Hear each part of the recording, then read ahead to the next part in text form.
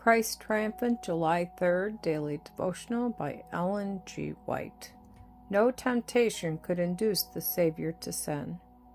But under the sun, he saith, Thy throne, O God, is forever and ever. A scepter of righteousness is the scepter of thy kingdom. Hebrews chapter 1, verse 8. In the wilderness, Christ endured trials human beings cannot comprehend. Here Christ was brought face to face with the subtle power of Satan, the fallen angel. The enemy pursued the same course with the Savior that he did with Adam and Eve in Eden. He began by disputing the sovereignty of Christ. If you are the Son of God, he said, give me evidence that you are. Well did Satan know who Christ was, for when the Savior went to Gadara, the evil spirits and the two mad men there cried out, What have we to do with thee, Jesus, thou Son of God? Art thou come hither to torment us before the time?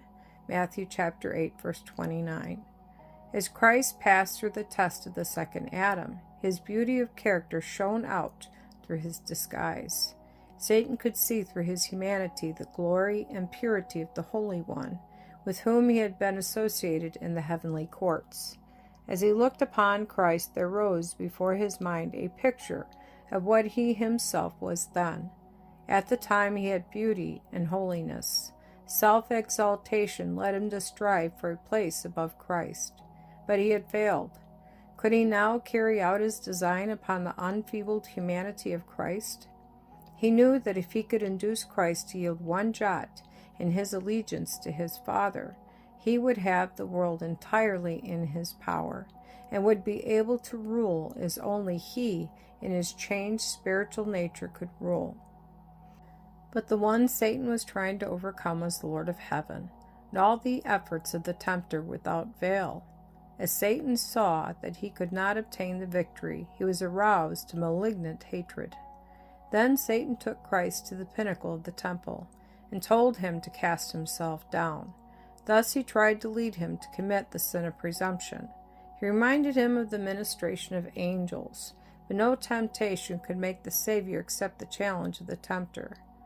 The adversary seemed to have power to take Christ where he pleased, for he next took him to an exceedingly high mountain, and there presented before him all the kingdoms of the world and the glory of them. Then it was that divinity flashed through humanity, and the fallen angels saw Jesus glorified before them as he said, Get thee behind me, Satan.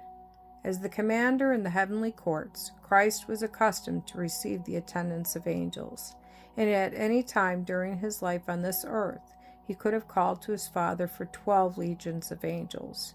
But no bribe, no temptation to lead him to manifest his divine prerogatives could induce him to deviate from the path of God's appointment.